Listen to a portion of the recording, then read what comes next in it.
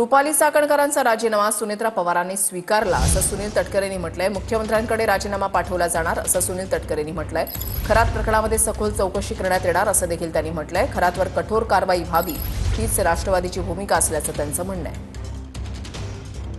त्यांचा काल आयोगाचा राजीनामा जो आला तो आयोगाचा राजीनामा पक्षाने स्वीकृत केलेला आहे। तो उपमुख्यमंत्री म्हणून त्यांचा राजीनामा हा मुख्यमंत्री महोदयांच्याकडे पाठवला जाईल।